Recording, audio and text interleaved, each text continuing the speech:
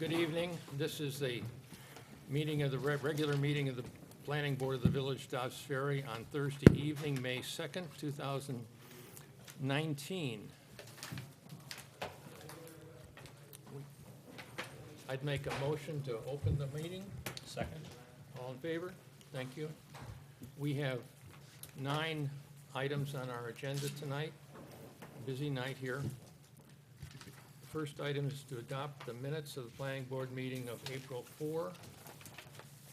I reviewed the minutes, if I can find them, and I had no comments. Does anyone have comments? Yeah, just the last item, the last vote, since I seconded the motion, I was clearly present. Okay. With that amendment, I would move we adopt the minutes. Is there a second? Second. All in favor? Thank you. Item 2 on our agenda, 260 Palisade Avenue. It's a continuation of a public hearing for site plan approval for proposed 2-story rear addition. I would move we open the public hearing. Second? Thank you. All in favor? Thank you.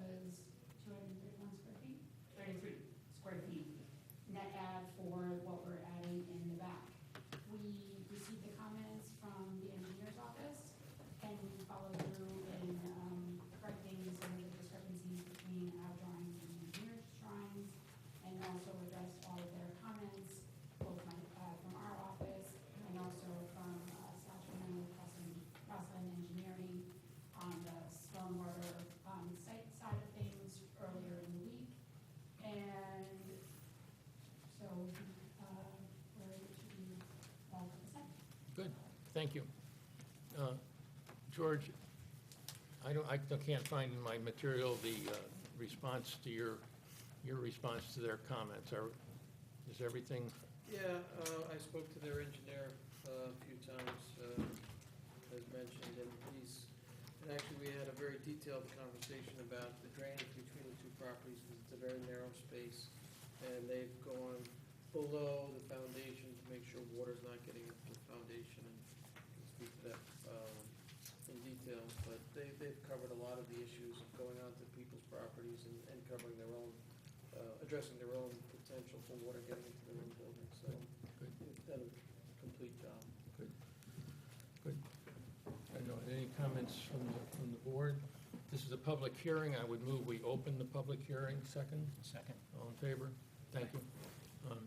Any comments on members of the board? No.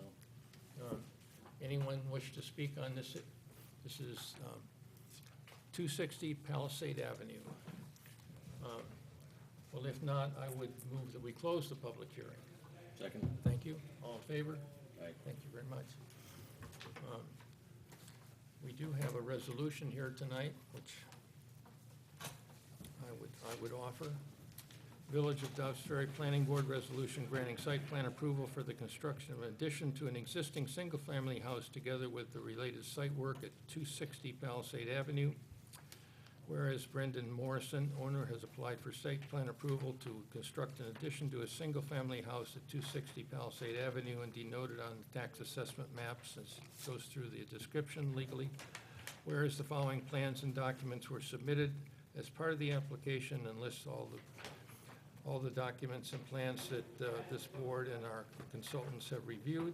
Whereas the planning board is familiar with the site and surrounding area and the proposed improvement plans, and at their meeting of May 2, 2019, held a duly noticed public hearing and all comments were considered. And whereas the proposed improvement to this single-family house is a type 2 action under the State Environmental Quality Review Act and is therefore exempt from further environmental review.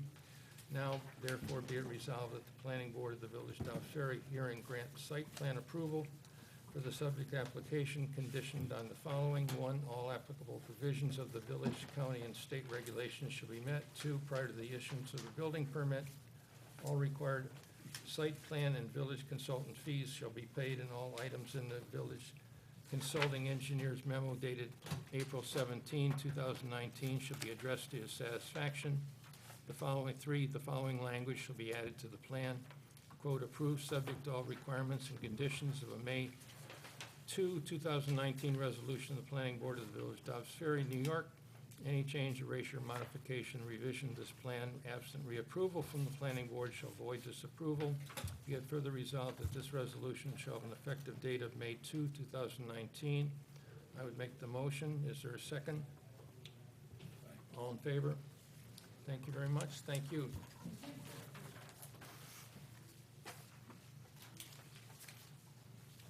Next item on our agenda is 169 Judson Avenue.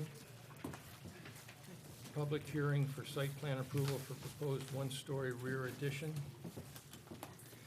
Mr. Chairman, Liz asked that we all try to speak into the microphones. I guess she's having trouble recording it. Okay, So I don't know if you want to tell that to the rest of the board. okay.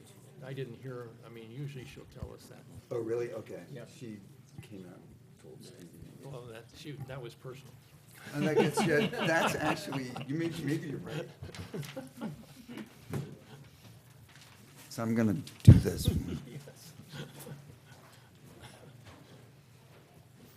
Ready? Yes. Niall Kane, I'm the architect for the owners of the property. I got comments from, on engineering, which I responded to. And in my opinion, it seemed like the biggest concern was some ponding that was happening on the property. There was some drainage issues as the water comes across the property towards the property from, I guess, Children's Village area more or less, down towards the property to the north. We did look at that, and I do have a little, I put this in the photograph. This is sort of the area that you were concerned about, I think, right, George? Yes.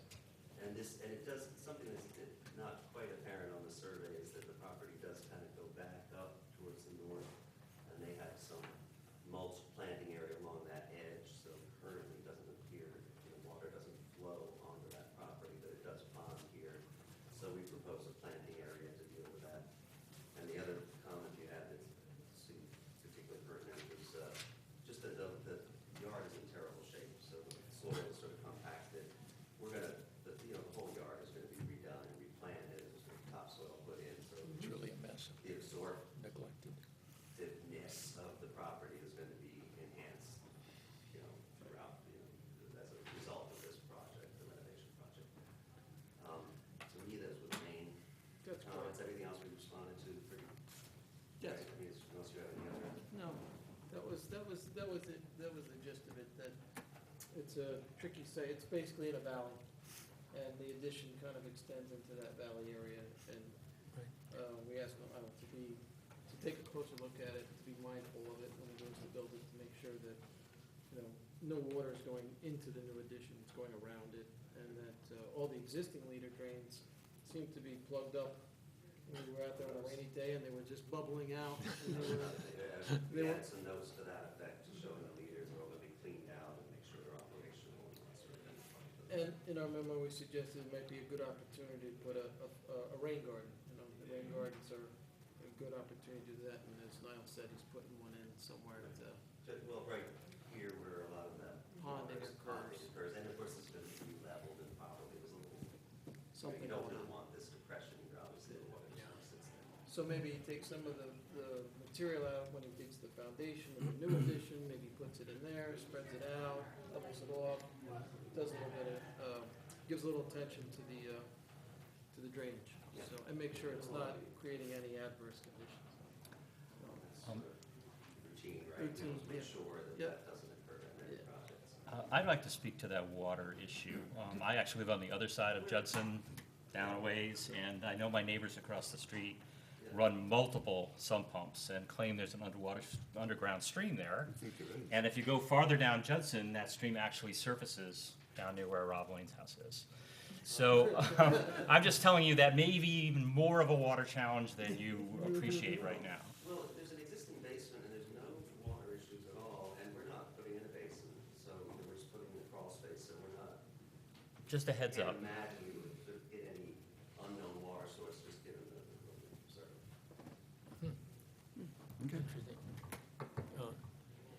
Anybody on the board have questions? It's a public hearing. I'd like to move that we open the public hearing. Second? All in favor? Thank you. Well, I think I probably said it the last one, but we appreciate the new owner of this doing some work that's obviously been neglected over many years, and it'd be a great improvement to the neighborhood, I would think. So, well, I don't know. If there's no comments, I would move that we close the public hearing. Second? All in favor? Thank you. I have a resolution to offer. Village of Dobbs Ferry Planning Board resolution granting site plan approval for the construction of an addition to an existing single-family house together with related site work, 169 Judson Avenue.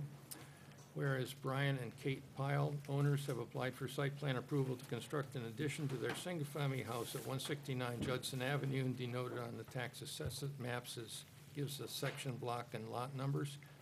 And whereas the following plans and documents were submitted as part of the application, and lists what we have reviewed and our others have reviewed.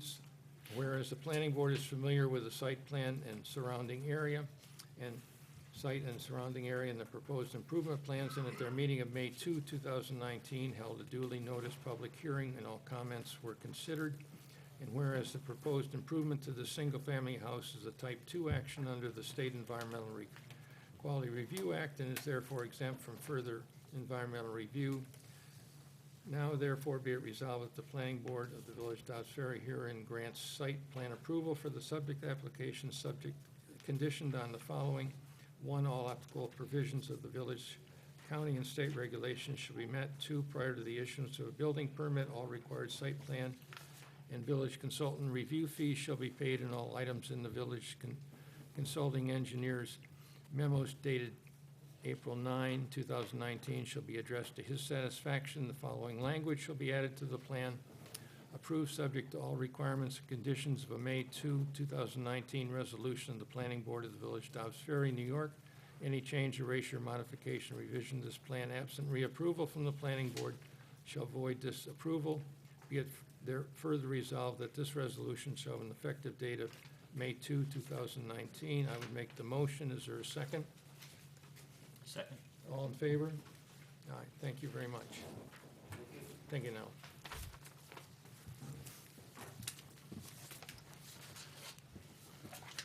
Item number 4 on our agenda tonight, 115 Broadway, pre-submission conference for site plan review for proposed new parking area in the southeast corner of the property for 25 parking spaces.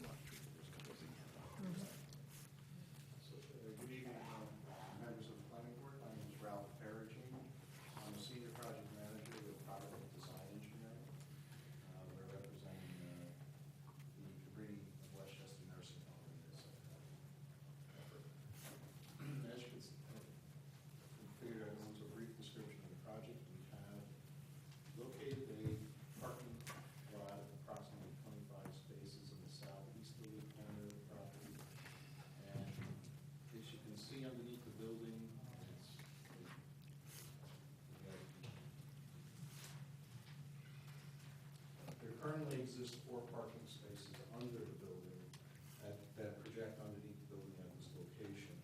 The fire department, several years ago, told them that they could not utilize those spaces without fire protection system. So we're eliminating those 4 spaces and putting 2 parallel spaces just facing that location. Perhaps before you go into the details of your proposal, I don't know whether you'd be appropriate if there's someone here representing Cabrini, but it would be interesting to the board to understand the rationale for this project at all, what the need is, what's changed in the operation of Cabrini that necessitates additional parking spaces on site. All right, I have with me Patricia Krasnowski, she's the president and CEO of the. Yeah, thank you. Good evening, thank you for giving us this evening. You know, frankly, I think the last time we looked at parking together was 2004, 15 years ago. Honestly, nothing has changed. The bed allocations, et cetera, have not changed with the facility at all. We have done, you know, some counts of the high points and the low points of the parking spaces, but at the high point, we do not have enough spaces for our visitors and our employees, causing a lot of, causing irate visitors who feel that the employees should not be allowed to park if they're there. In any case, if anything, we have fewer employees due to the economy. I think that probably the employees have more cars. There are more people driving to work than there were in the past. I can't prove that, but I know from experience that we have more cars in the parking lot and, you know, and they're not inappropriate, people parking there. So the reason for it, I can only say that it's more people driving to work. Okay. Just so we sort of know the background, have the number of employees per shift, or however you would state it, stayed the same? Is that what you said over a period of time? I would say that if anything, there are fewer employees because over the years, the reimbursement for the nursing home has decreased and they've actually eliminated positions. So, So there's no increase in staffing. interesting. I don't know if you would know this off the top of your head, but has the area that your employees, where they're coming from, changed over time? So that the people would have more reason or need to drive a car as opposed to taking public transportation? No, I think it's just, you know, congestion driving. Everybody wants to drive. A lot of our employees have second jobs. So, what we have proposed that they share rides, et cetera. Many of them go to a second job or come from a second job or picking up children. People's lives are complicated and, they like the convenience of having a car available to them. As you know, Broadway is a difficult place to park. We have encouraged that as well. We have people who do walk a block or two just because they see it as a good thing to do. They get the exercise and they're also being cooperative as employees, but those are few and far between. Generally speaking, people want to be as close as they can be to the building, because you know what that's like. I'm sorry, I lost the question that you asked. No, I think that's, I think you've answered it, because I think what we were trying to understand is what's happened, what's different now than sometime in the past in terms of number of employees, the shift changes or something, but it's really just the employees are acting differently than they did 10 years ago or 5 years ago or something. Yes, and the peak time is daytime. Oh, I know where I was going. I was going to mention that we're right next door to the schools in Christopher's. And I don't know their situation, but I do see that they have a lot more people parking on the street than they did in the past. And I'm not sure if their parking has changed or they've changed their schedules. So, that also is eliminating the ability to park on Broadway to some degree. Yeah. Your neighbor generates some parking too. Pardon me? Your neighbor, your next door neighbor generates some Yes. need for parking also. So, that's my only explanation. It peaks during the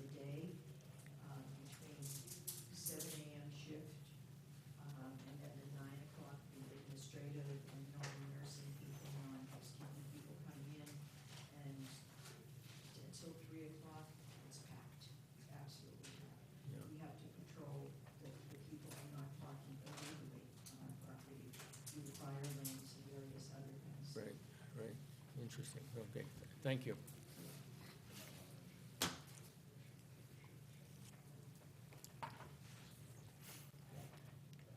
We've made various efforts for that to be lessened. So, for instance, whereas the housekeeping and dietary and nursing people all had 7 to 3 shifts, we have, to the degree that we can, and still operate efficiently and properly with move shifts, so that the housekeeping people come now at 6 and they leave at 2, No, and the nursing comes at 3 and at 7 and leaves at 3. Okay, so they're not doubling up. We still have the problem. yeah, well, that makes good sense. Good, thank you. So, before I get started, any questions for me as the engineer? I'll give you a short briefing if you'd like. Okay. What we did was we looked at a couple of areas on the property. As you can see, the back of the property, the entire rear is very steep slope, so we couldn't do anything there at that location. It would have been highly expensive and it was construction from that steep slope. And it would have potentially affected the road. And in addition, there's right through this easement, there is a major Westchester County sanitary sewer interceptor. Again, we don't want to start it. We also looked at this area here, where we were trying to put something in this area, but with the only place on the site that there's a rock outcrop right along the parking lot here, and that would have been very expensive construction to cut the rock to put in the parking lot. In addition, we looked at the area in front of the building, but this area is they call it, the green calls it the grotto, and it's a remnant of the original construction of the site many years ago. Correct that? It's a remnant of the original, yes.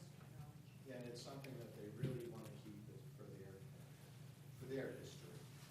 You know, it's historical to them, not No. it should know historical and important to them.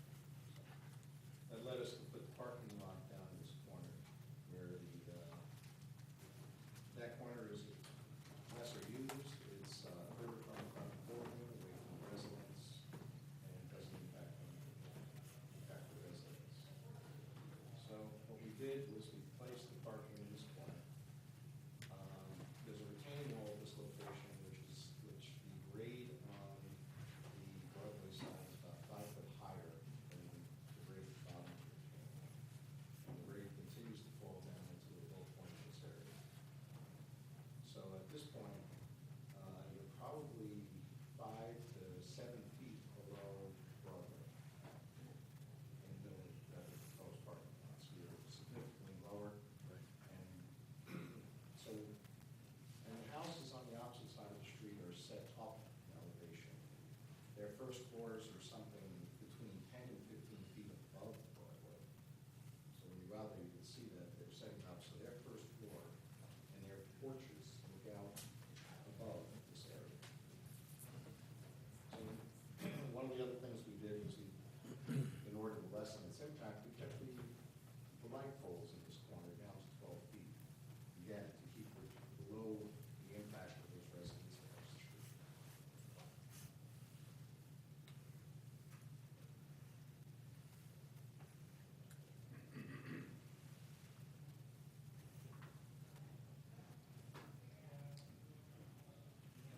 So we also did some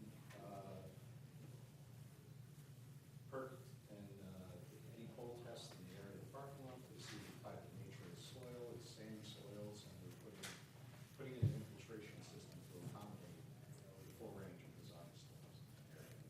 We do have a minor overflow on it in case something happens, that it will overflow back into the existing infiltration system, which is located in this area here. This area here would then be, the area of this parking lot would be removed from that system, which is where it goes now. So, and again, we've done, I'm trying to find the lighting plan. This is our infiltration system. It's a network of perforated pipes in a gravel bed.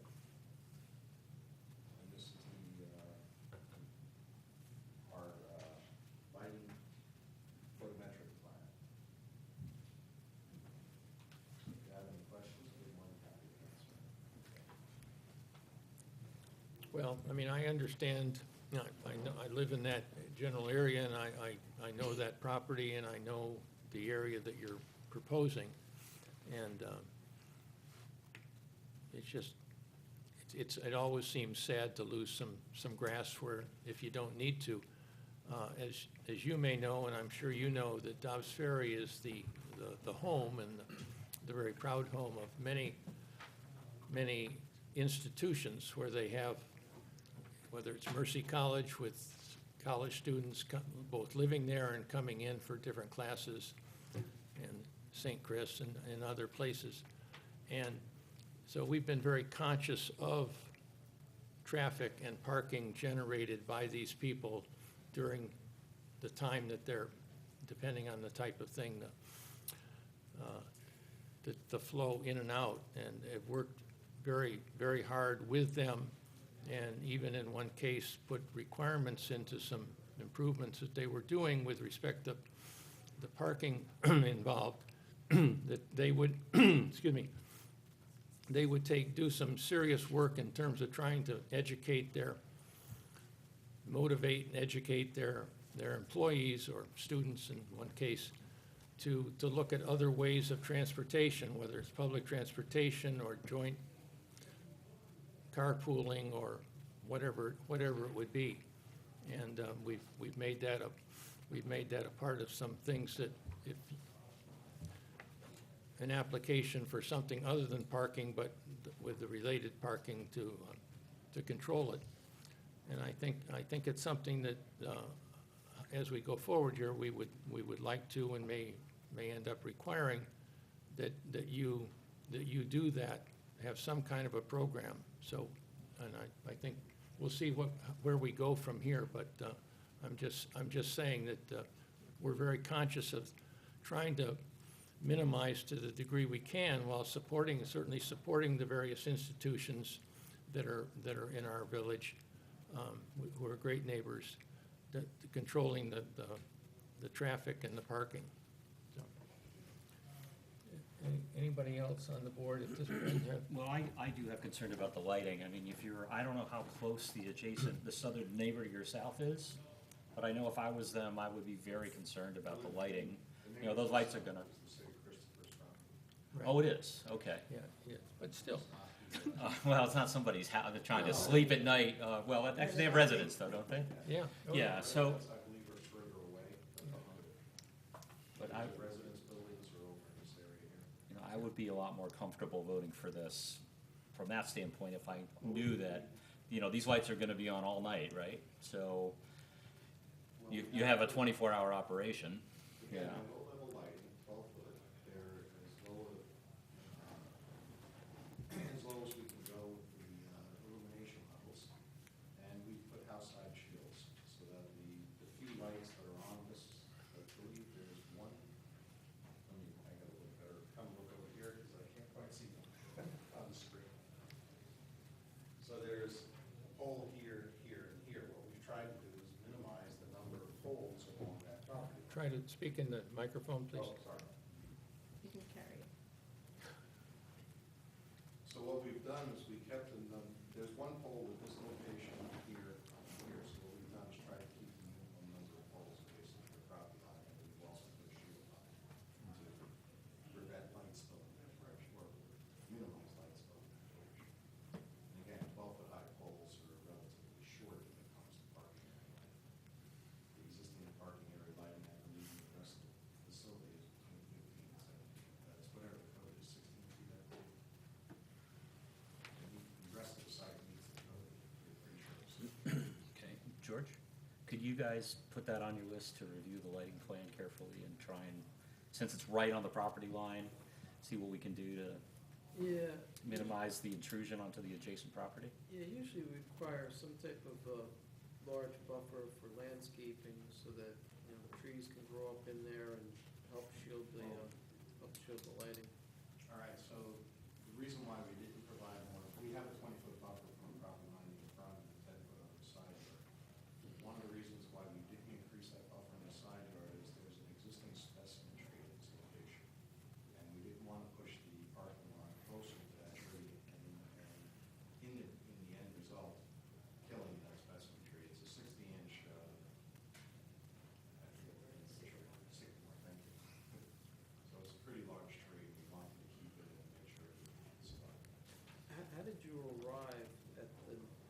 number of parking spaces that you designed for? So we were in an attempt to, their existing facility, go back to the first page. What they had done, and this comes down to what parking spaces were displaced for visitors. They had displaced 20 employees in lieu of visitor spaces along this road here. So what we did was look for a location, put back the 20 plus a few additional to give us a safe margin. Because I have personally seen all these visitor spaces filled in at various times of the day. And there's no guaranteeing at that point that there weren't visitors taking up those spaces. We also took a look at an aerial photograph that was taken during the survey.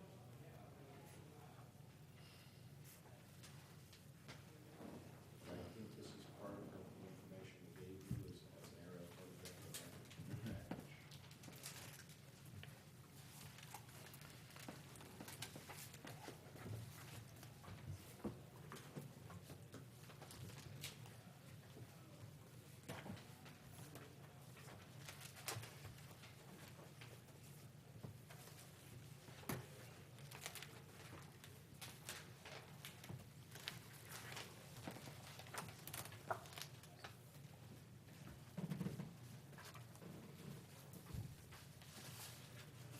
So you can see here that this photograph was taken,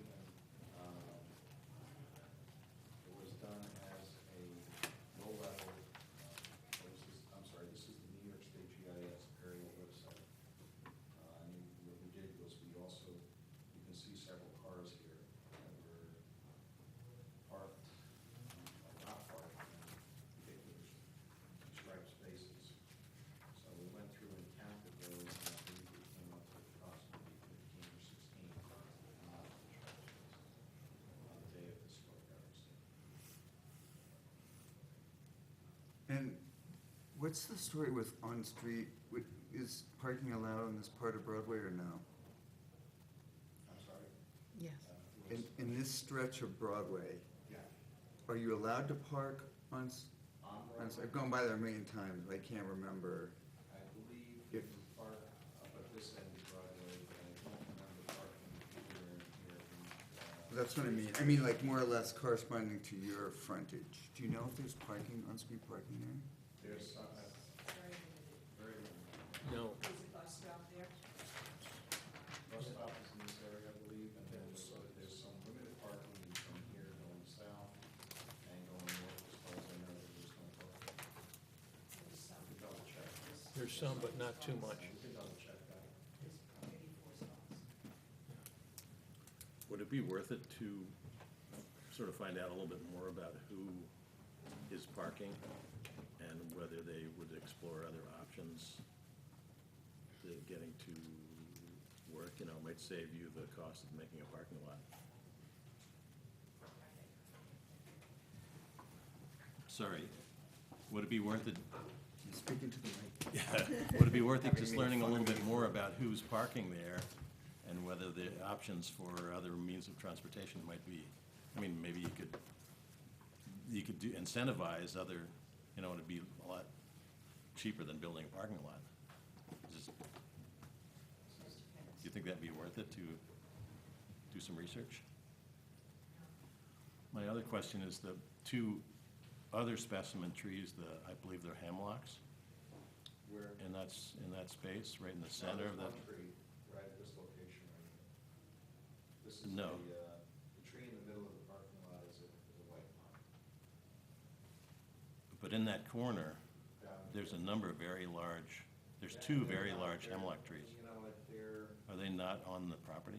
Not on the They're property? on the property, but they're really, and they're growing, several of them are growing through the fence, and that is, they're not gonna survive, the ones that are growing through the fence won't survive. There's one right in the center of the property though, too, that's a hemlock. The one in the center is right here, is what I'm saying, it's this 68. Oh, that white pine that's in there?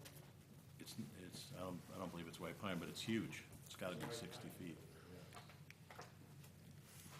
Right here, this tree right here in the middle of the grass area is a white pine. I'll bet you $5. I would take that bet. It's your call. But anyway, so you're gonna preserve that? No, that tree comes down, it's right in the middle of the asphalt, in the middle of the driving lane, so it doesn't need to burn. And that's the only large tree that comes down, or? These trees here along the property line, several of them are scrub trees that, I characterize them as volunteers over the years, especially the ones that volunteer at that point. Several of these would come down, not most of those. It actually would, by taking those down, it actually would improve the sight lines from across the street because they, right now, we're blocking sight lines from the residents across the street, so.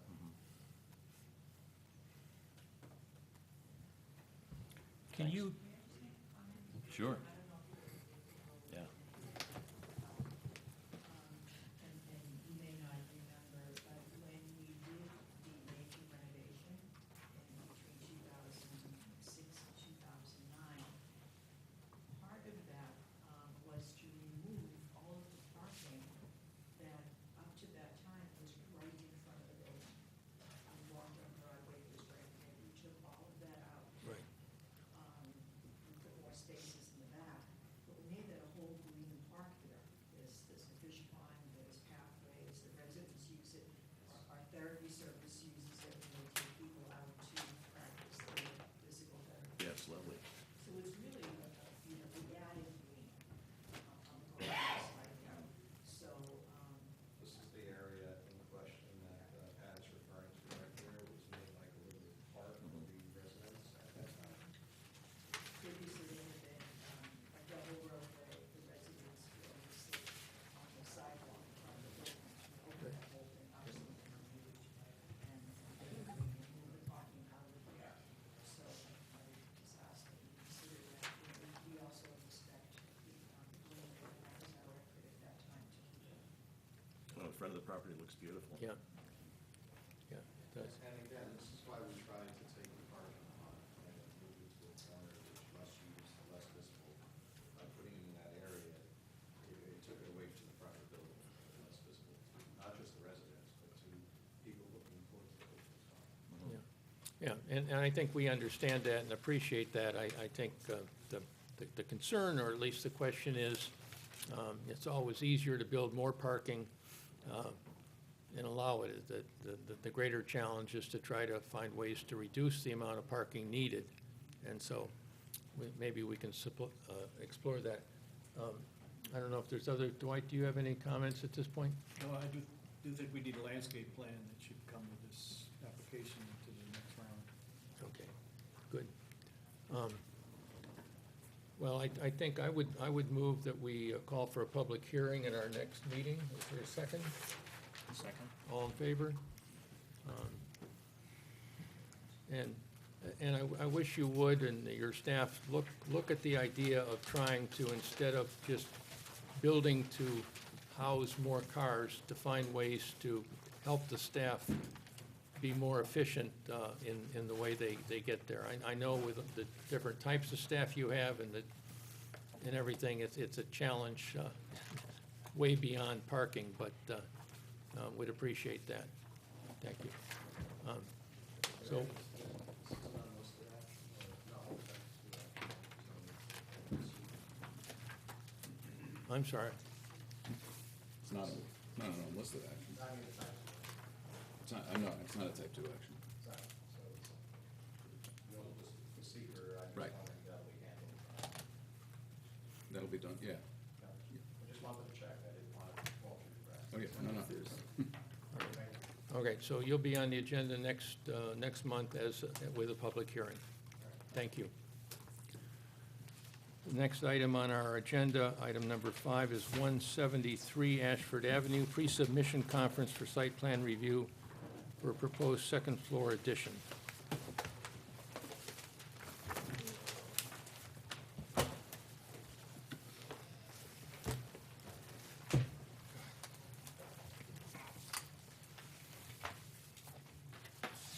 Good evening, my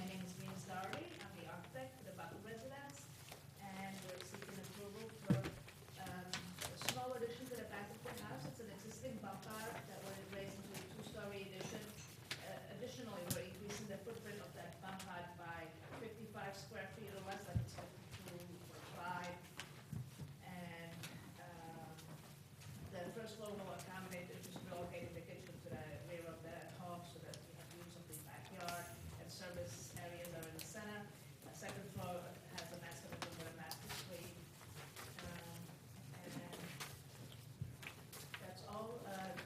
We submitted full set of plans, and I also have plans from Caltech, draft that plans for us for the driveway, and I will do the driveway. And they're kind of nice. 55 square feet of runoff. Good. Thank you. We're loving your drawings. Hand drawn. Hand drawn. Oh, yeah, they're great. Ooh, I also have photographs of the site, if that helps, and it's easier to see where the location of the driveway. I only made 6 sets, I don't know yeah. if you want that. It would be helpful, I think, I hope all, I've driven on both in front of it and behind it, and I hope other members of the board have as well, but, I think they have 6 sets or 7 sets. Share. And the only variance or difficulty is with, I assume, the existing side yard doesn't conform, is that right? I mean, you don't really have anything you can do about it, but I take it the side. No, the west side yard is 6.9, and it's a non-conforming, the building was built in the Right. 1890s. And you're aligning with it, but there's nothing you can do, right? That's where the existing bump out already is, we just Right. go in above it, and then push them to the other side, to the north, Right. east corner, with the 55 square foot bump out. Excuse me, Ed, this is such a small addition in square footage. What triggered the threshold to come to us? Site plan is triggered by 10 feet in any direction. And they're going at the back, 10 feet or more than 10 feet. Yep. And it will be, I mean, I think it's very nice. I really like it. It is gonna be very, be visible to the adjacent neighbors, In a good way, yeah. in a good way.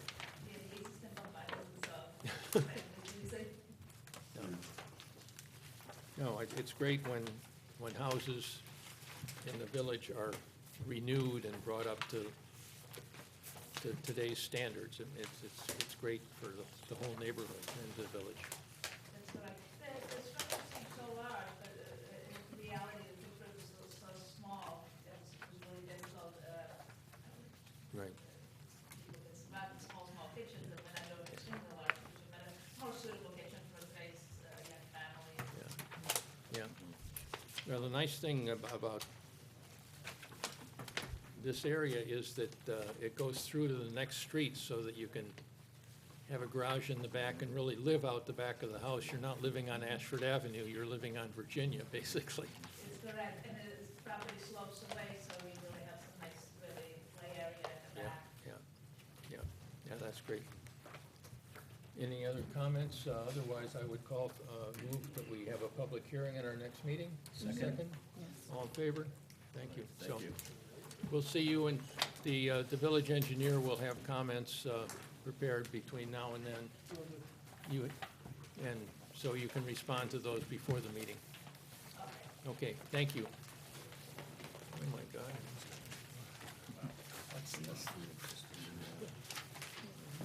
The next item on our agenda is item number 6. There's actually 2 items, maybe will be handled together, but we'll take them one at a time. Item number 6, 1 Hamilton Road, pre-submission conference for site plan review for proposed repairs to roof parking deck above Brooklyn Market.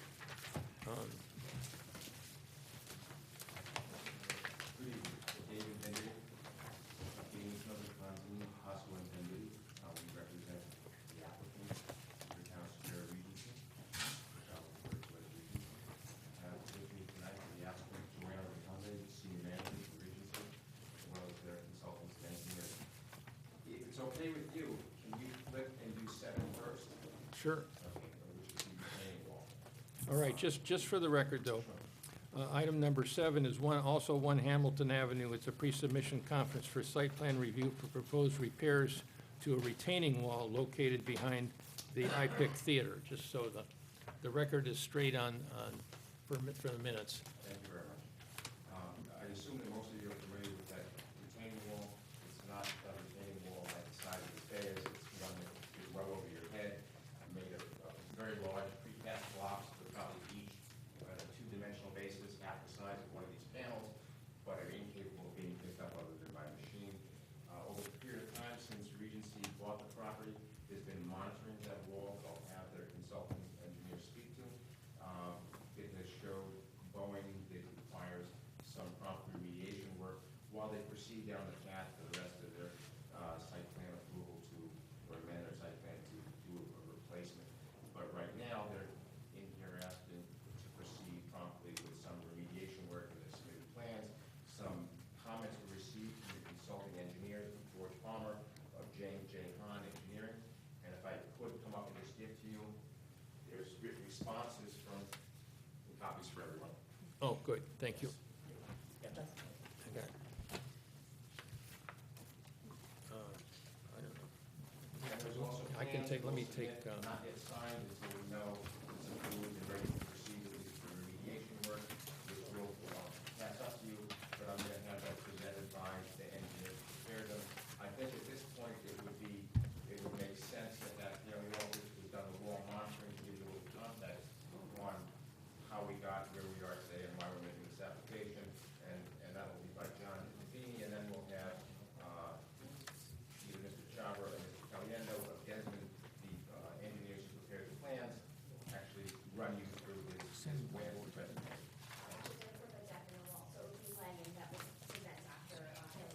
Yes, I'm sorry, Lanyon will prepare, that will be Nick Kirshner, Desmond is going to be on the plan.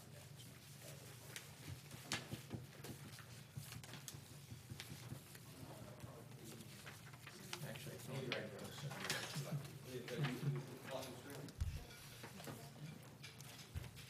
nope.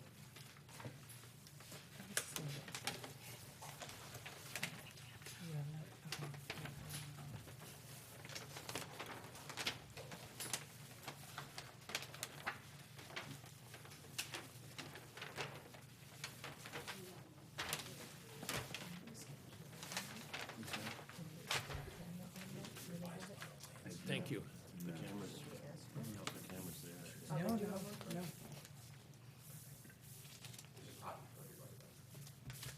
No, I was just wondering if they could get the camera on that. Liz? Okay, good, thank you.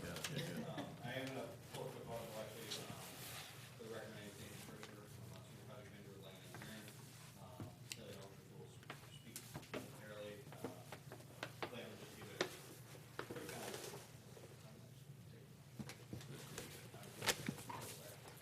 Just to familiarize everybody, just Jeremy, when we're speaking, hopefully, the board knows that. Well, we know it. We have we have some new members though, so they feel. I need a drink.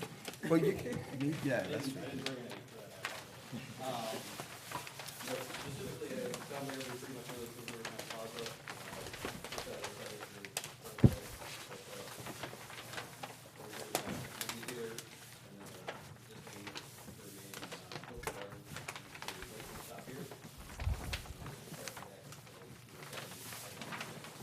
Quick overview, so we can see the wall specifically is located behind the iPad, just off of the installation. Actually, along the wall, turns down the trees and runs along the back. Really, I just wanted to give a quick overview with respect to the details of the wall remediation. As I said, Elliot Alders will get up and speak to that from a technical perspective. But the plans in front of you obviously were prepared by Langen, the revisions and the response letters address comments that were received. I can certainly walk through those comments. As indicated, the only outstanding, I guess the only response I would consider outstanding is we didn't sign and seal the drawings in front of you. The intent being that if there are any other minor revisions or anything else that needs to be tweaked, obviously for record, we'll sign and seal the drawings. But all other comments have been addressed. They're somewhat clerical in nature. So I'll proceed to the end of the comments. I have nothing further, specific questions related to the site component of it. It probably makes sense to hear from Kelly and Aldrich some more details IPIC doesn't share that wall, right? There's a space in between. There's about a 3 foot space Okay. in between the back of them. Wow. At least it originally was. Yeah, Wow. well, there's 3 feet at the base. Right. It's a little less than that, it's the way out. So I see comments about removing all these courses of blocks. Are they gonna be replaced? Could you take, That I will defer to you. Yeah, as we, I guess I would say at a high level, temporary immediate plan would be to alleviate, many more? to alleviate the potential issues with respect to the wall.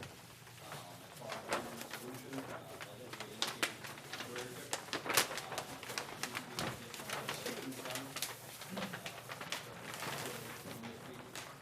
Which we can make additional investigations and figure out what the right solution is, as well as additional monitoring done to make sure that whatever solution is proposed is in fact the correct solution. Okay, so to clarify, there's risk of it collapsing into the back of the IPIC Theater at this point, and that's why you're removing the blocks and stabilizing the slope, and then you're gonna look at a solution, a permanent solution after you get access. Is that, I don't Correct. know that I would go so hard as to say there's a risk with the wall. I would say the wall is intended to be a gravity block wall that's not supposed to move. It is not performing as it's supposed to perform, which raises enough concern for us to want to resolve that matter. And we want to eliminate it becoming a risk of collapse. I completely understand. It's better now than later. And I think it's not collapse, it's more of overturn on the Right. top, it's a collapse. talk in the microphone? Okay. Yeah. I was just saying, I think collapse is not necessarily what would happen. Please state your name. I'm Joanna Rotundi, I'm Senior Manager for Regency Centers. We have an office in Westport, and our property management team is also here, from, who actually operate the property. I'm on the transaction side, but I would say, just in general, it's not collapsing, it's overturning of the top rows that we want to take down. And John Amy will speak to that in more depth, because it's above my pay grade, so. Thank you. Thank you. I'm gonna, unless there's any other questions on the sensible side, like I said, my intent was to give a brief overview, pass it off to John. Thank you. Good.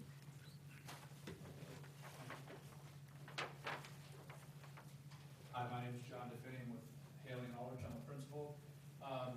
As I mentioned, we've been reviewing the monitoring data that Lyman has actually been collecting out here. What has been installed as far as points are, with the wall in question, 4 locations with vertically stacked points, so we can get a sense for how the wall is moving vertically and also settling. Just for perspective, I'll steal your thunder here a bit. This is the wall in question. The theater is on the left, the wall's on the right side. You can see it's fairly tall, anywhere from 13 to 15 feet, tapering down as you go further to the south.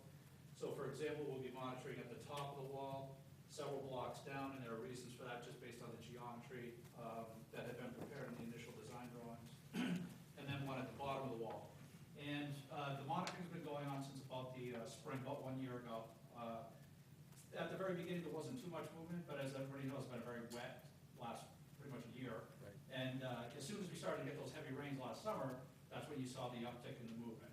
And that's continued. There's probably some freeze-thaw effects in the winter as well. But now here we are again, it's raining, and the wall's moving again. So essentially, as this wall starts to move, with all the rain that we have, there's a bit of a, call it an acceleration of the movement. So there's a sense of, urgency from the perspective of, let's slow this down while we, and then collect the additional information that we need to design a permanent repair.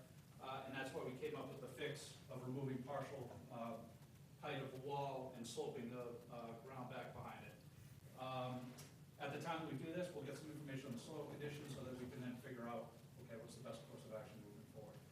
For perspective, during this period, this wall's moved up to about 2 inches, and that's just the monitoring since last April. So, it was a little bit out of plumb to begin with, so it's probably even a little bit more than that. And from a settlement perspective, up to about a ½ an inch at certain portions of the wall. So that's essentially what has been transpired. So, I'm sorry, so your proposal is you're gonna so that the whole thing is not retaining as much earth, you're gonna sort of regrade a portion of it so that the whole wall can actually be lower? Exactly. So what we're trying to do is balance not making the slope too steep, but at the same time trying to get some of the load off the back side of the wall. And in addition to that, what you see here is this crushed stone layer is going to be a drain that's going to Right, be I was installed gonna on ask, top in yeah. line. So that when the water, the sheet flowing water, in the catchment area, which goes essentially here down, there is a swale up here that's collecting this water that's running off and bringing it over to the drain here and out and over. So the intent is catch the water that's running over this in this poly-lined trench. It's all sloping down, because it's gonna follow the grades of the slope, and bring it over to the trench drain system that exists behind the building today. The current crushed stone area is not draining properly now, or? There is no. Oh, is There's it? no crushed stone at Oh, this I see. surface. Adding all this. Okay, gotcha, okay. The drawings indicate that there was crushed stone placed in the blocks. Yeah, I understand, thank you. That's the problem. So, you know, the blocks that we're really targeting are the ones that are at the top. When you look at the design drawings initially, what you have is a single stack, so to speak. It's one block wide, right? And the way this block works is the block's parallel and perpendicular to the wall, and you kind of, you know, march along the wall, and depending on how high it is, you're trying to form a base, almost like an inverted pyramid on the backside. Parts of the wall that have not yet been affected but are similar in design and so on, would you extend the rebuild to that part, or just the part that's been affected? Well, so for this particular wall, the movement really is, it's starting just to the south of the corner of the building. And the reason you're probably not seeing as much movement up in this area here is frankly, you have a buttressing effect because you have a wall to the north and this wall here, so that corner is actually a pretty stiff portion. But once you get along this wall, the majority of the wall is showing movement, the extent of which is a function of how high it is. So the higher portions of the wall are showing more movement. So what you'll see is the block course removal, you know, it's going from, you know, like a single to 2 to 3, and then this portion of the wall here where the drain is coming through that wall, that portion of the wall just gets removed in its entirety. Yep. Anybody have any comment? George, do you have any comments at this point that would be, you? No, we provided the comments, and I just saw the response. So, the only thing I didn't get to see was how this is being stabilized after you brought it down. The slope portion? Yes. So the slope is going to have, you know, a stabilization will either be a jute mesh over the slope face, or there's the hydroseed equivalence of the jute mesh that'll set up to like an egg crate consistency with a seed in it, so that it works quite well, and you know that goes in and out of the nooks and crannies of the slope until the seed establishes, and really it's getting the vegetation back to, you know, at that point you're talking about really superficial rilling more than anything else. It's not a global slope issue. And what happens if you hit rock as you bring this down? There's not gonna be rock. It's the piece that we're talking about, and again, I'm going based on the drawings that have been prepared, the design details. So when you look at that, you'll see a face like this, but on the backside, depending on how high the wall is, the courses of blocks step out and back. So you wind up with a base at the bottom of the wall that has a sufficient width to theoretically resist overturning movement. No, what I'm saying is when you reduce Where the you're slope of the back, excavating. yeah, where you're excavating, what happens if you excavate down and you come across some rock? Well, we'll manipulate the grades accordingly. We're not gonna take any of the rock out. The rock by definition is going to be a stable material, so we'll contour around that. Okay, Yeah. that was the question. Oh, I'm sorry, yeah. Okay. Yeah, my expectation is not so much, on one hand, I'd kind of like to find some rocks, so from a permanent fix perspective, it helps. As we march down to this area here, the rock is definitely, you know, much closer to the building over here for sure. You can see it, there's, you know, so over here, my sense is that the rock is probably a little bit further back behind the wall. And for the most part, the grades, you know, so we're tying into the existing 175 here. You know, there's some high spots here and there. It's probably about 2, maybe 3 feet of, you know, grade lowering at its maximum point, and that's pretty localized occurrence. That was the only Good, question. good, okay.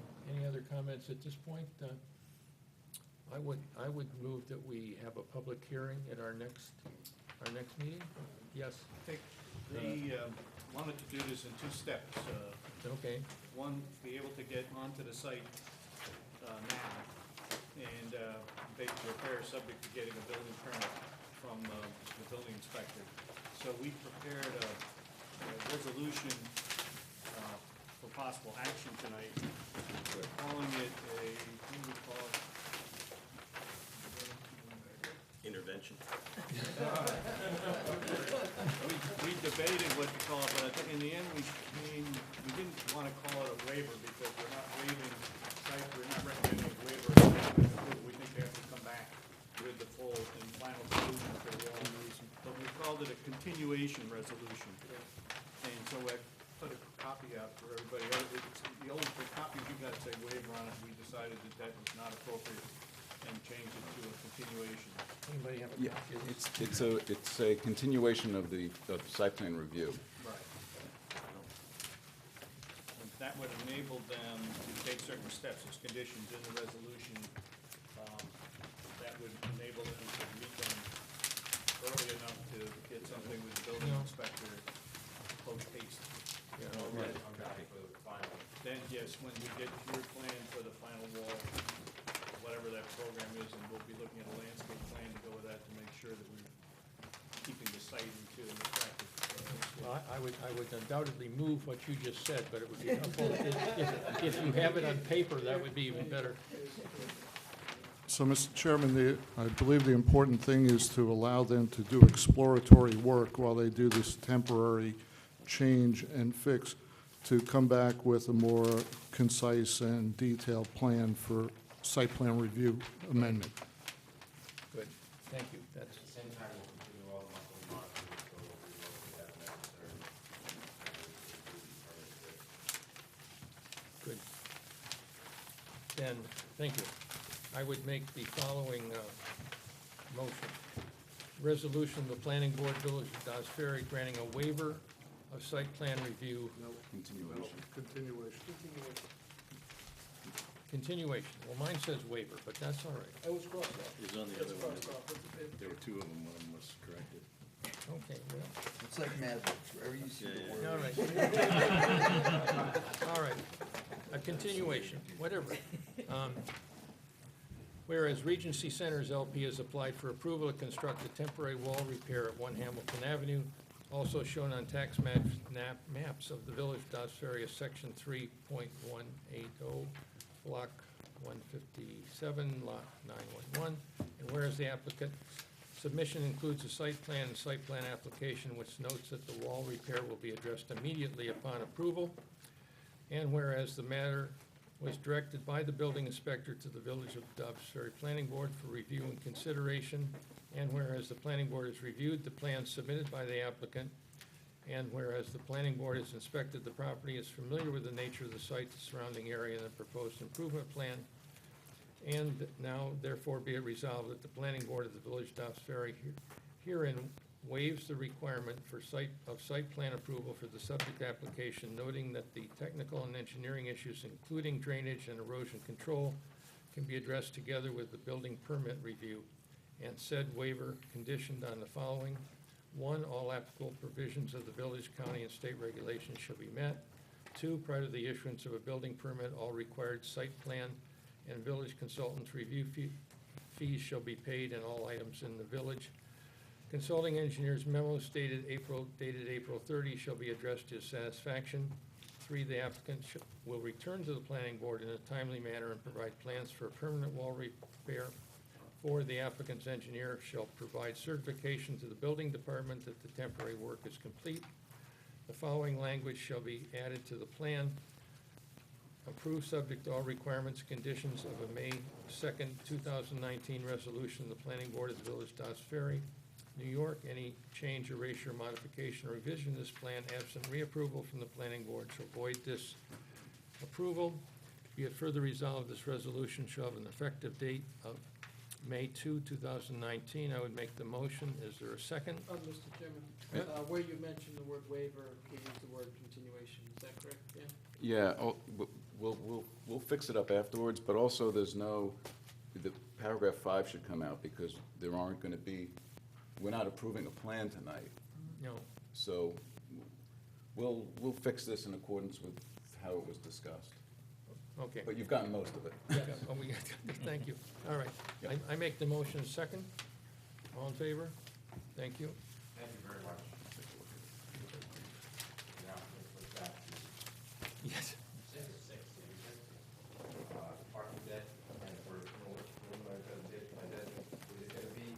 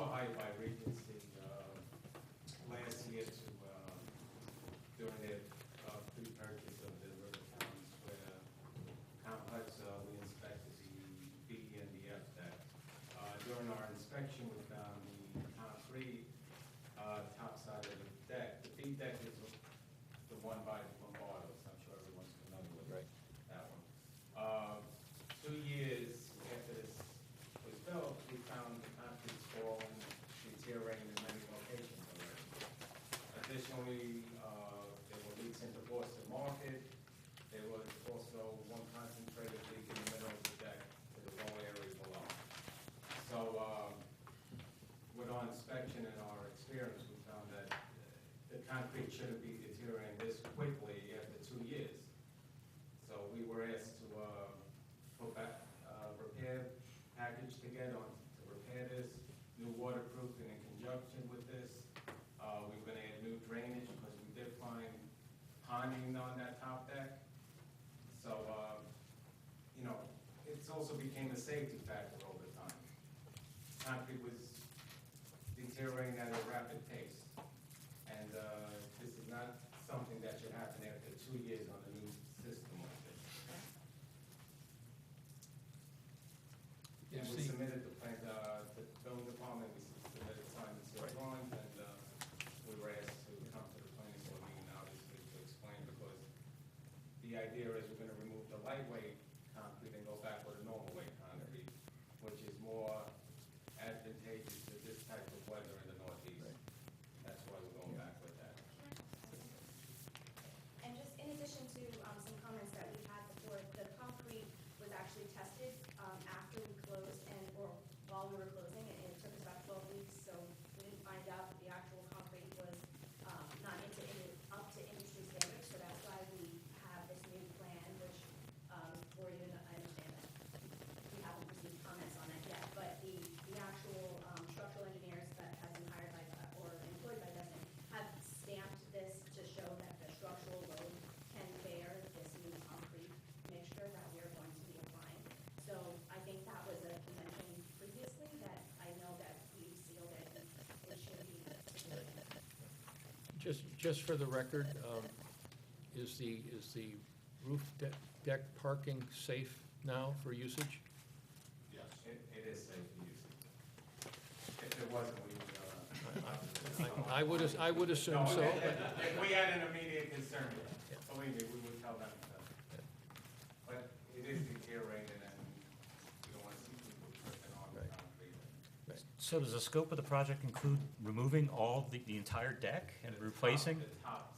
So it's a multi-layer pour? There's a topping slab, a waterproofing membrane, and then the structural deck. Oh, okay. So we're gonna remove the topping slab and put in a waterproofing membrane. Talking 5 inches? Average of 5 inches. correct. And the structural deck is how thick? 6.5 inches. It's a structural deck, and what happens is because half of the deck actually, or approximately half, is above. Microphone and state your name. Sure, I'm sorry. My name is Untitled Chapter with Desmond. Because the half of the deck is above Brooklyn Market, there's actually styrofoam, which is required from an insulation standpoint. So we'll be removing that as well, putting a new drainage, waterproofing, drainage board, the styrofoam back over the market, and then a concrete topping, fiber topping above. Thank you.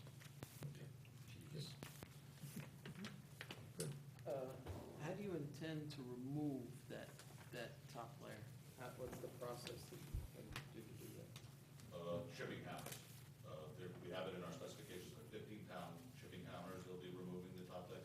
Basically, they'll saw cut it first and then ship it out, so that they're not really tiny pieces, but they're massive. And you had two options. You had an option A and B, or one and two. What's the difference between them? Well, originally, as Joanna was mentioning, one of the options was to remove the layer, the top 2 inches, and replace that.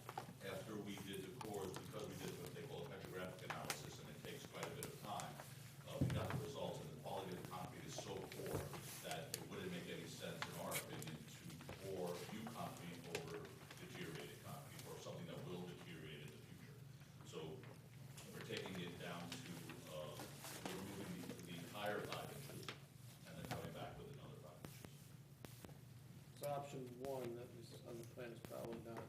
No, it's not. Okay. Those are specific to our contract with Uh, Sabre, that was not translated what we're before you today. Microphone? Microphone. Microphone?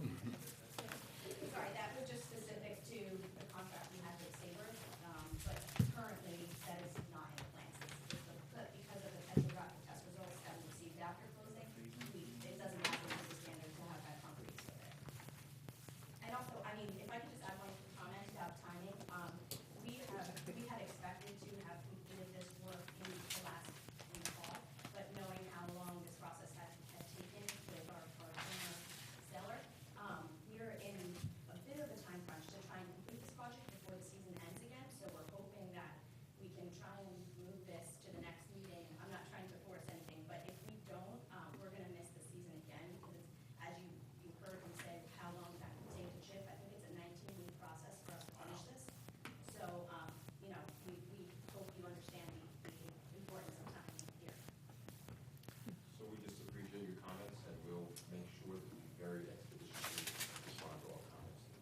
Yeah, I have two concerns. One is this is a noisy and dusty process.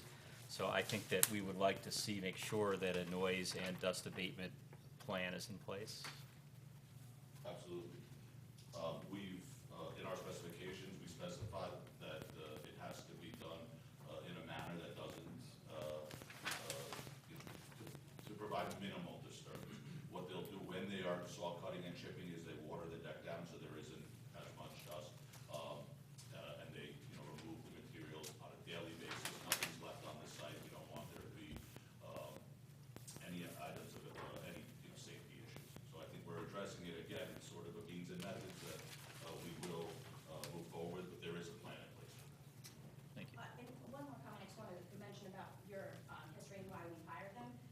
And you could speak more to that, but what we have done with Desmond is they have extreme amount of experience in building parking decks, and that's why we hired them. And I think that's why we're in this position today, because it wasn't built with people who really knew what was best for building a parking deck. So I don't know if you want any history, but I mean, you have built a numerous amount, and we've worked with them in other parts of the country. So just wanted to. Let me ask, where is the line of the end of the scope of work going towards the restaurants? Is it at the curb? Is it? Yes, we're on the party side, we're ending at the curb. And is there a phasing plan to keep the parking lot open while you do sections, and how's that phased? That is a phasing plan. Yes, it is phased. I don't know if we have it.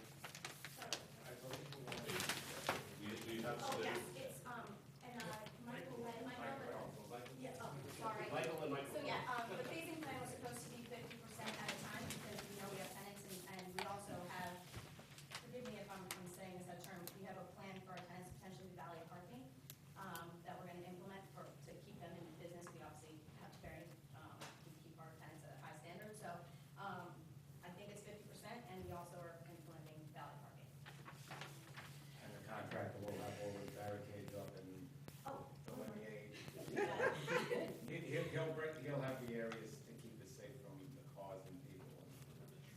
Yeah, and with that, signage, we also, as a part of this, which I know I very prematurely had sent over, we have a very big marketing department, and we try to utilize these opportunities to capture our customers and make them want to stay. So we want to not use like orange ugly signage to say, no parking. We have an actual signage plan that we want to put in place for temporary. So we would hope that however you want us to submit it, after, before, and I know it probably has to go to the ARB, but we definitely want to make sure that we show this in an appropriate manner to keep our customers. What is the appropriate action at this point? I mean, Well, we need to set a public hearing. I think we should forward that signage to the ARB to get their comments on it. okay, Sure, we have those. all right. We'll make sure we do that. Well, that's what I So assumed. we'll go over ASAP. Yeah. Do we expedite this? Excuse me? Do we expedite this? No, well, Public hearing? yeah, I think we need a public, I would move that we call for a public hearing at our next meeting. Second? All in favor? Aye. On the other hand, what is your timing? I want to make sure that we're not, that our process is not impeding your process. I think they're looking at a 19-week timeframe. You mean start or complete? Start. Start, I mean, we would love to start as soon as possible. So we actually have had a contract with our contractor infrastructure repair services, and I believe, Michael might have stepped out. I think we have it ready to go, and we're just waiting to see how long this process and public hearing would be, but we would be ready to go in June if we were to receive approvals on June 2nd, or whatever that date is. Any, is that okay? I mean, Yes, I think we just need to wait, set the public hearing and get comments back from our consulting engineer at that public hearing, yeah, and then we could go from there. we go from there. So we could look at signage before we even get back here. Yeah, right. Great, yeah, I have those ready, and I can send those tomorrow. And our structural engineer said he could review the plans in a week, so we can have them, their comments, so they should have it pretty shortly. So, and you'll get it at the same time they do through emails. All right. All right, so I move we have public hearing at the next meeting? Second. Huh? First Thursday in June. All in favor? I don't know if we got a I think second. we already did it. Second? Okay. We did it? Okay, That's good. All right. thank you. Thank you. Thank you. Wondering on that, and not get on the wall, it's refundable permit. Right, but, Thank you. But just to confirm on the wall, we are able to get, We're going to get a permit for the exploratory work and temporary repair. all right, thank you very much, everybody. thank you. Have a good night. Next item on our agenda, item number 8. Thank you. Yep, thank you. 85-1 Myrtle Avenue, pre-submission conference for site plan review for proposed minor subdivision to subdivide existing parcel into 2 lots. Yeah, they want their That looks familiar to you, Patty. We got a new easel. They're back.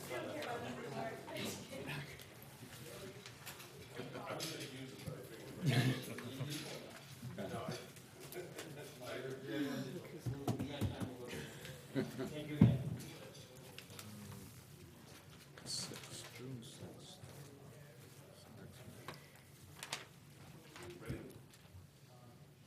You're on. Okay, Pat Steinschneider, Gotham Design Community Development, representing Ron Caruso, who owns a beautiful piece of property at 85 Myrtle. We have already been to the zoning board on this, so I'll cover that as we go through a few steps. The proposal here is to subdivide the property, to create a building lot on Myrtle. What we're looking at is the existing property is 150,000 square feet, which is very large in this area. The zoning is 20,000. We're proposing to take 29,779 to create the new lot, which will leave us 120,760 for the existing property. Here, it's a little faint, but I think we'll be able to make it work. Here is Myrtle. This is the subject property. Here is Lafergie. So the idea is to create a lot that fronts down here in Lafergie, that's on this side of the property, and leave everything else as it is with the house, with their driveway, with their access. This is a survey of the property. It doesn't show the pool that was added. We now have a new survey that includes all of those things, including, well, this is actually the survey showing the proposed lot, with all the trees and retaining walls, and so that I'm orienting everything the same way. Here's Lafergie. This is where the house is here. So it's an odd-shaped piece of property. It's basically an L. And when we went to the zoning board, we needed 3 variances. One was for the fact that we were taking Lafergie frontage off the main property, which meant that this property no longer fronts on a improved street. So it's somewhat similar to, say, Cricket Lane or the top of Clinton, and the zoning board was comfortable with that. We also don't have the required lot width in this section. We obviously have twice the lot width in this section. So that was the second thing that we had to deal with. And I forget what the third is, lot width rectangle. That we can fit a rectangle that has the required lot area, 20,000 square feet in it, but it has a dimension that is less than 80% of the required lot width. So those were the 3 variances that they granted. Those were granted in April at the zoning board. And unless you've got questions about that, I'll just kind of skip over those things. What about the frontage on Lafergie? How wide is that? The frontage on Lafergie, I think, is 70, okay. Get that so I can give you an actual number. Yeah, I think that is.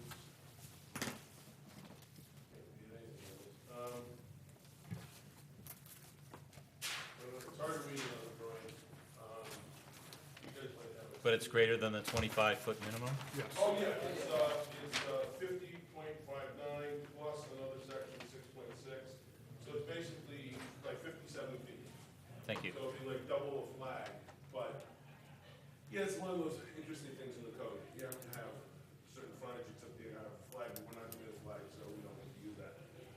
This drawing shows a proposed house and a proposed driveway as concept. The intent at this point is not to build any house. There's no plan to go ahead with construction.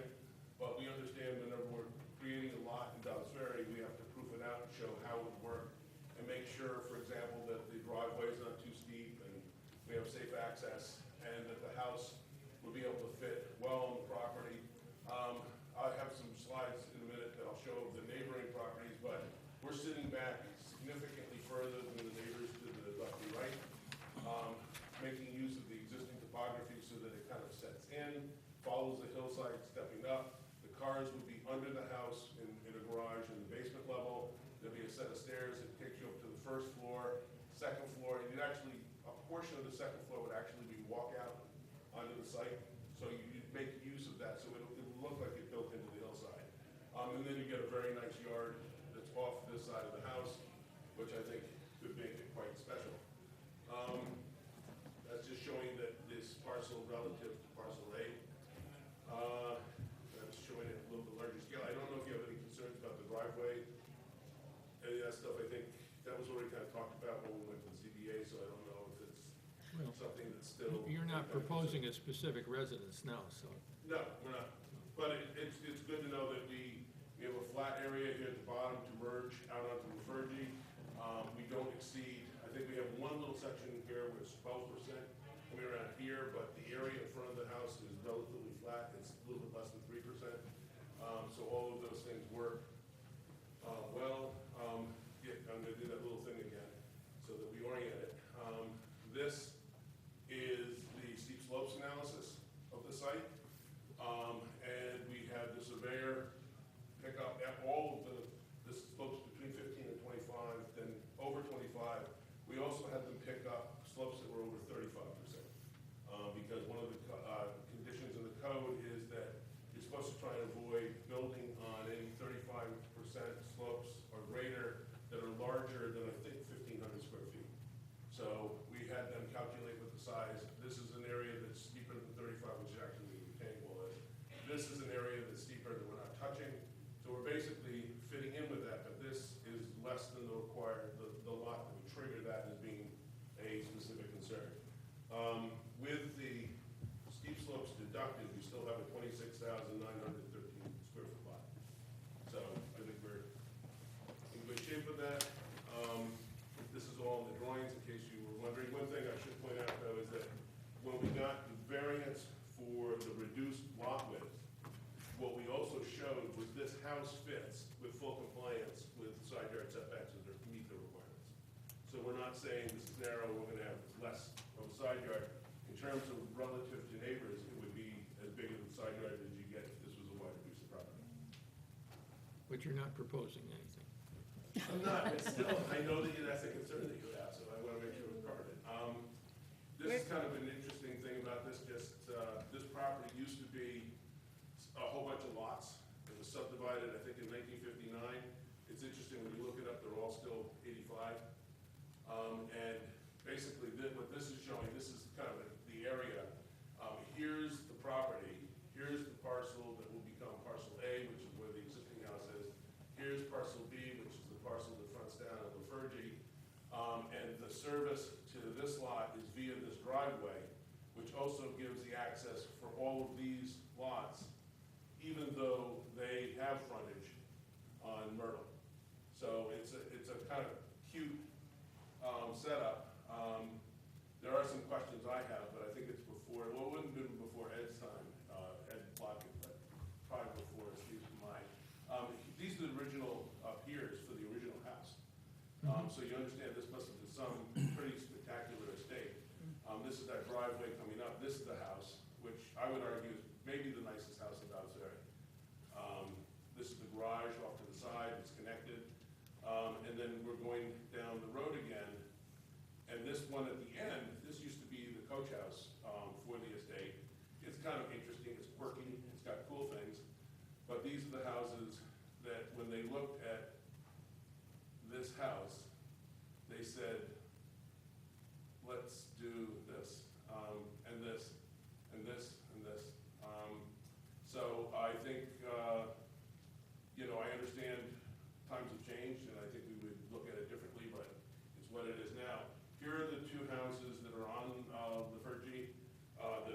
drawing, this is to one side, actually, this is to the left of the lot is to the right of this, and then this is to the right of the lot, which is to the left of this. This shows the same kind of situation with long driveways coming out. And then this is the lot. It is steeply sloped. It's got a lot of trees on it. We would be taking some trees down to build something, but I think it works in fairly well. And I think with the house back up in this section, way up here with the driveway coming in and weaving up to that with this area kind of landscape to soften it, I think you'd be able to create a very special feeling for the house. And it would be great, but we're not asking for approval. But you're not building anything. But you're not building anything.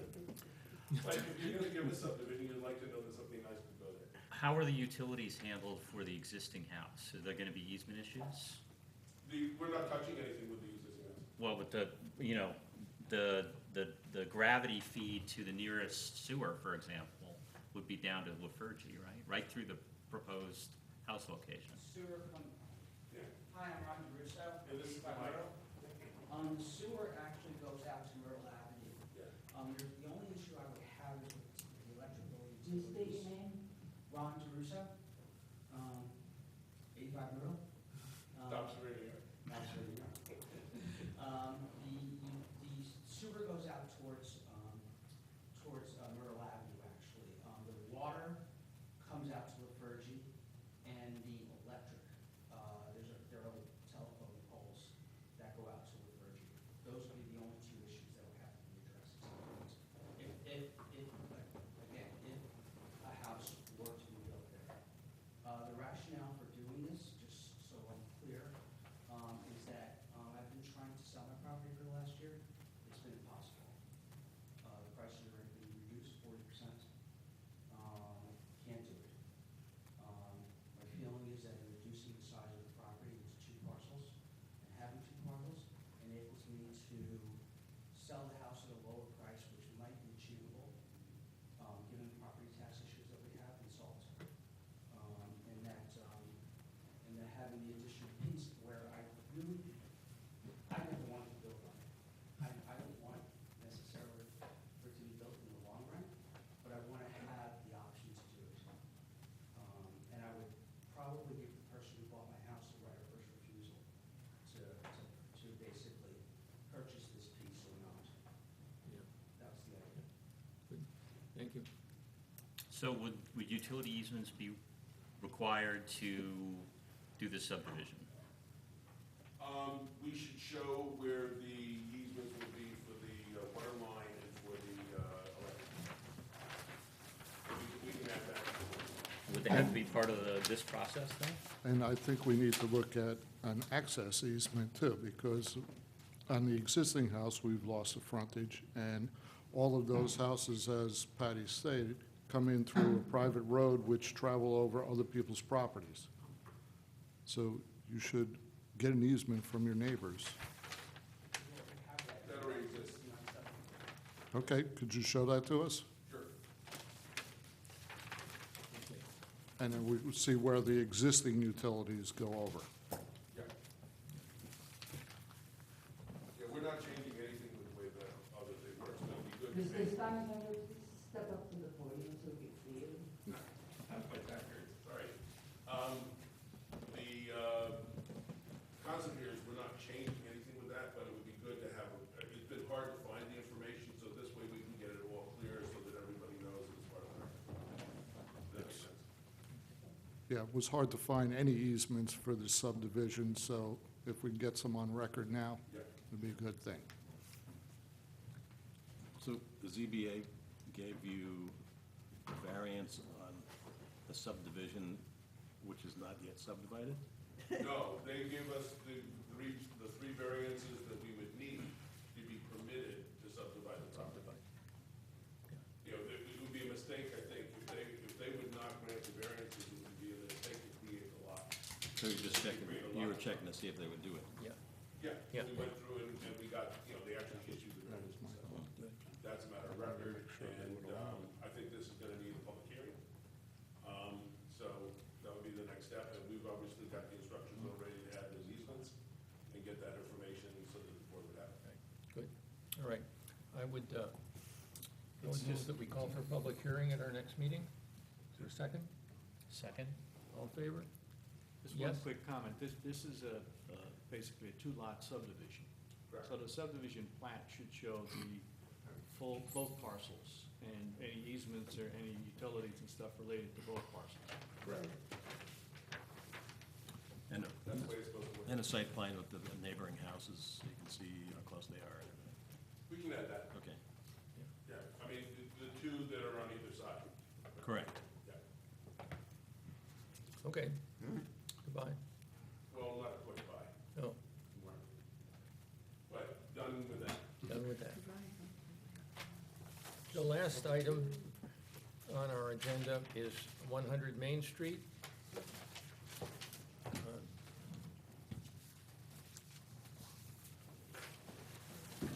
Just, Now, if I can find, I can't find my thing. yeah, I'm not totally sure what we're doing tonight. I'm not, It is listed as a pre-submission conference, which my understanding was a mechanism to get it on the agenda, because the last time we were before you, continuation of the public hearing, there wasn't a date set for when you were returning to the next public hearing. I think it was adjourned, whether it was closed. So I guess the first thing is that that's gonna be something that we need to do. But we've obviously got some history over the last month, which I don't know how much you want to talk about. I don't know. I don't know if we had a chance to talk about it, but it seems to me that this should be a continuation of the public hearing. Right, and the main reason you're here tonight is so that the board can set a public hearing for the June meeting, as a continuation of the prior, right. I guess the matter was referred to the Board of Trustees, and I think it took maybe 2 of their meetings, I think. Three meetings, so we didn't anticipate Right. when to adjourn the prior public hearing to, so it'll be a continuation. Yeah. We also had a site walk between the second and third trustee meeting. And at the third meeting of the trustees, they didn't, obviously, they didn't take action because you weren't asking them to approve it, you were asking them to give you an opinion on something. And I believe they have done that. They have done that. Have we, has the village shared with you the, No, would you like to see a copy? I would love to.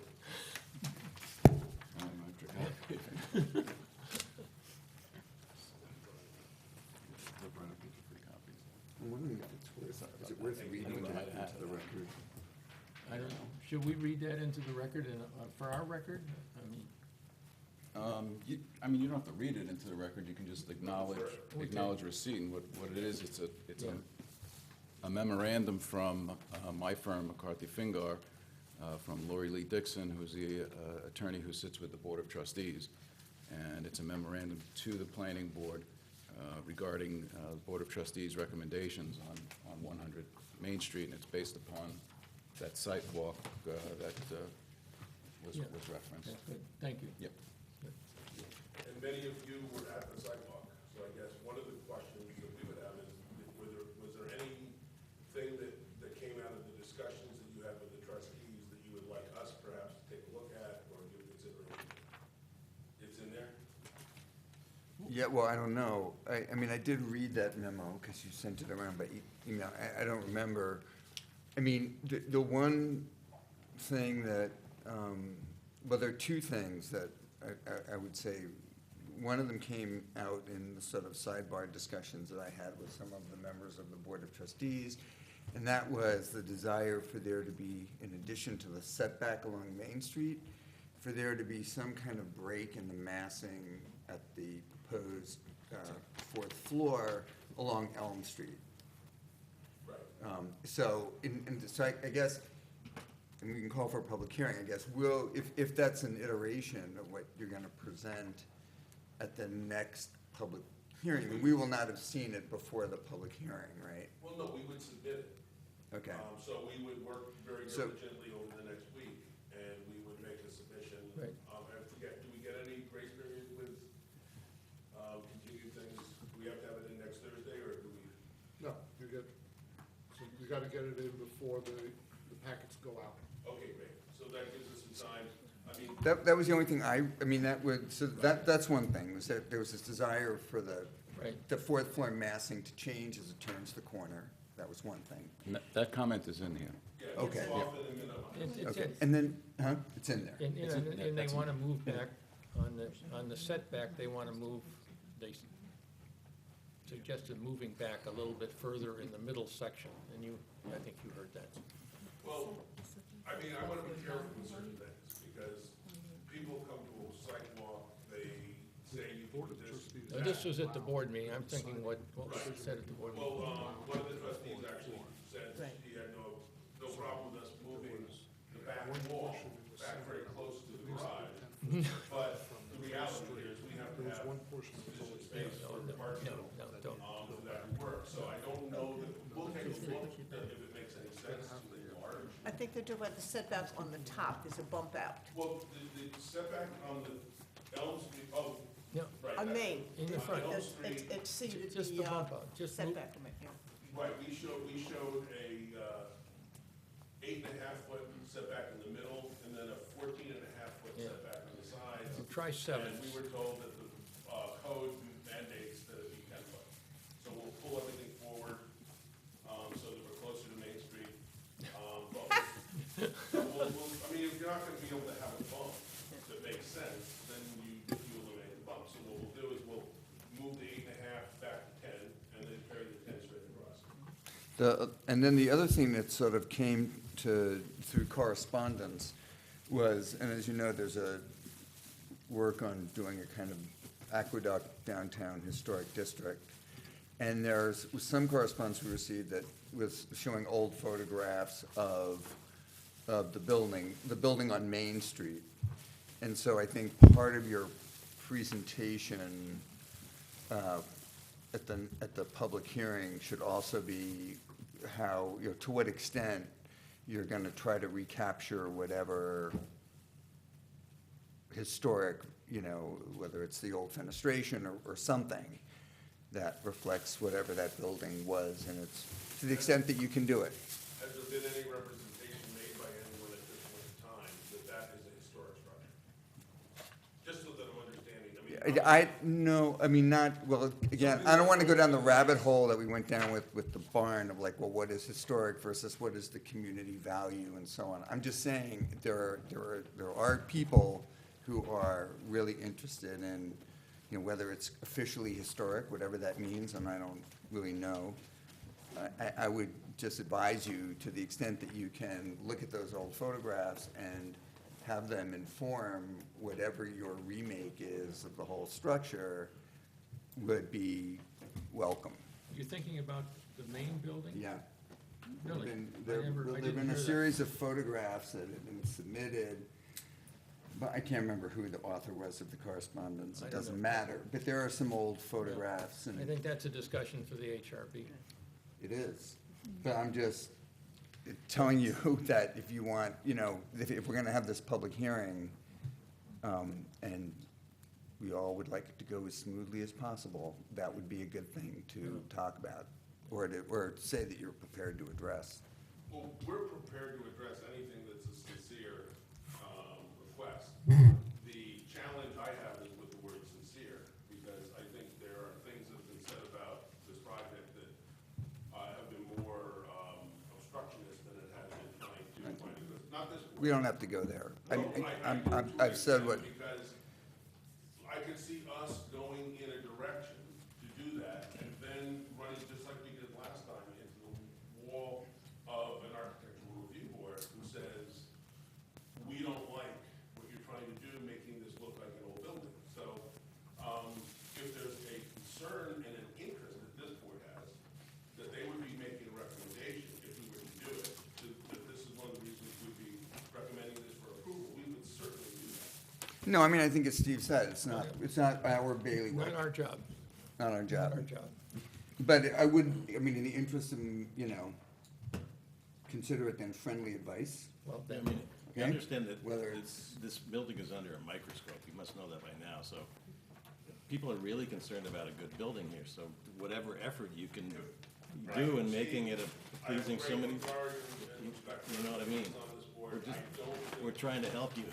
I understand that to an extent, but the other thing here is I don't think, I mean, there was an interesting comment made by one of the people who's been opposing, this and other things, where they actually acknowledged that they have to be a little bit more careful, because of course, we came in with a proposal for 66 Main Street that was significantly smaller than what got built.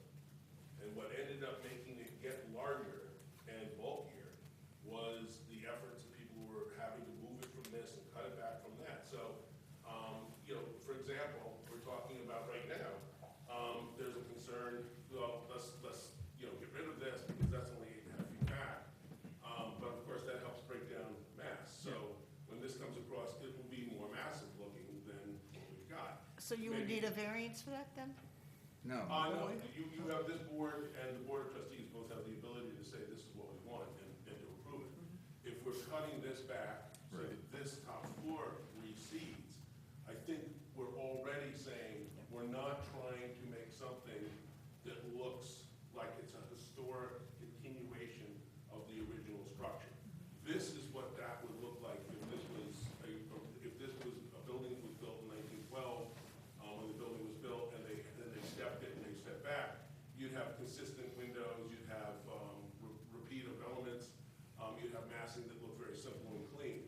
One of the comments by the Architectural and Historic Review Board on this a couple weeks ago was that they think that this should be a very simple looking building, that it shouldn't be something that's trying to have dynamics and gymnastics. So the more that, like this could be a simple flat facade, they think that sounds good.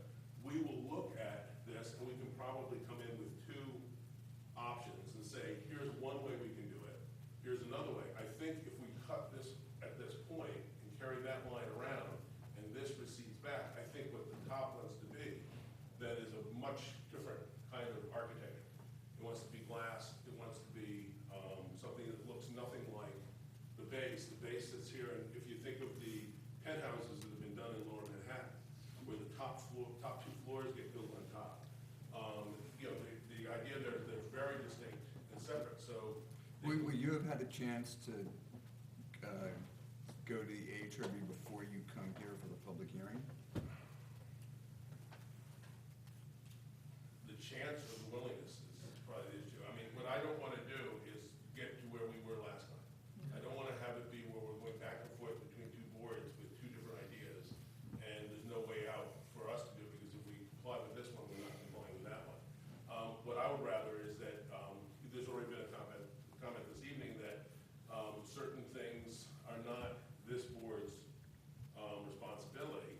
So it's almost like what this board should do is conduct its process and make its recommendation. The Board of Trustees then could say, before you come to us with a recommendation from the planning board, we'd like you to go through the process with the AHRB. And that would make sense, because then you've said, here's what we're proposing, and you could give latitude if you wanted to the AHRB, but we wouldn't be waiting to get a recommendation from you to the Board of Trustees for the Architectural Review Board to tell you that they like what you like. Right. We had that once and it didn't do anything. Yeah. We had a recommendation from this board, recommendation from the AHRB, unanimous, and we went to the Board of Trustees and they wouldn't hear it. They said that there's an issue with the historic and it took 2 years to get that Okay. wrapped out, to figure out that a 1935 barn garage is what it is. Okay. And we are, as you know, we are listening to the request, and we have come up with that timeout and said, if you want us to do this, we'll try and do this. Okay. Okay. Keep the garage. Could I just add a couple of quick things? I think Patty makes a very good comment on this. I think we should focus on the site plan. Right. And the site plan has not been fleshed out, as far as I can recall, in that we're talking about what we're calling a courtyard between the two buildings. I would like to see that drawn up. And I would like to see the garage doors and what's happening inside the garage, because there's talking about creating a little staircase upstairs to service storage. I think that part of it, we're at the stage now where we should see what can be a site plan at a level suitable for us to actually make a recommendation on. Right. I do think we've probably, given the ping pong that this has had, maybe only fair thing to just bounce the treatment of the fourth story and the existing building over to the AHRB and let them hammer that out and get let them recommend, let us recommend the site plan, let them recommend the treatment for the building, and keep it simple to the degree we can. Because it's just, I like to get into the architectural stuff myself, but this thing is too painful for that. How long, what is this, for years, 5 years? So, we sort of owe it to sort of tighten the process up a little bit, and let the AHRB get something that they can recommend to the Board of Trustees, and not have to recommend it back to us, and not us get into that to the same degree, I think. No, agree absolutely. Now, we do have, we submitted complete site plan drawings. So we've got everything, all the dimensions, utilities, storm drainage, all that's already been done, the site erosion plans, nothing's really changed on those. The site's still the site. So I think, where we're at with that is probably good enough, and obviously we're already in public hearing, so. One little thing, in my mind, I wasn't clear with the building addition to Main Street, No, we need to set that how the up floor for- plans work, but that's all been worked out, we just. We've got floor plans that are drawn. They show that they're four two-bedroom units that are completely, that work interior-wise. Yes. That's all been done. So here are the 4 floors of the building. This is the ground floor, which is on Main Street. Second floor is the stairway coming in, the doorway coming in, the stairway, door entrance into the 2 apartments on the first floor. Actually, second floor, bedroom, bathroom, kitchen, living, staircase, and then we come to the 3rd floor. They get a second bedroom, so they're a duplex on the front, and then you come up the stairs to the 3rd floor, which has kitchen, living, dining, and then you go the staircase, it's interior of the unit, up to the 2 bedrooms on the top floor, and you walk out onto the roof deck. So I think, we've got dimensions on the rooms, all that kind of stuff. Have you ever thought about, or has your owner ever thought about making the bottom floor residential? We're not allowed. It has to be commercial. That's a violation of the Dunsford Village Code. That's On the too bad. street, on the main street, but you could have residential behind it. But you wouldn't have any windows. Yeah, You wouldn't have any You're fully windows. below ground. Right, but I think in this that's- case, on the uphill side, yeah.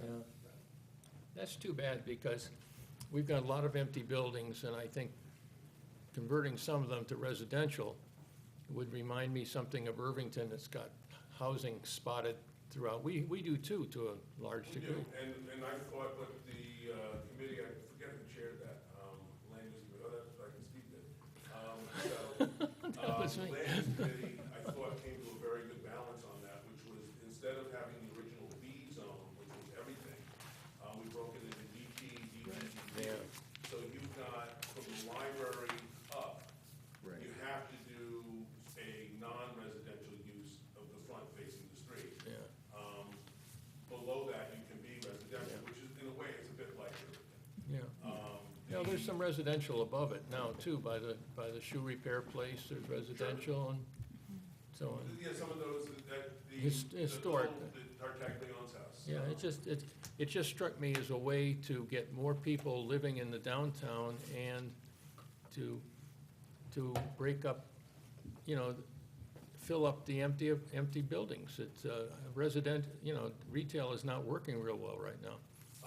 I don't think the retail is working badly because of too much retail. I think the challenge with the retail is not enough residential use, and just the complexities that we have right now in the village of doing stuff. There's a somewhat sense of, not doom, that's too strong, but a feeling that that enthusiasm that followed, say, 2010 until 2014 has kind of come, people perceive right now that it's not going there.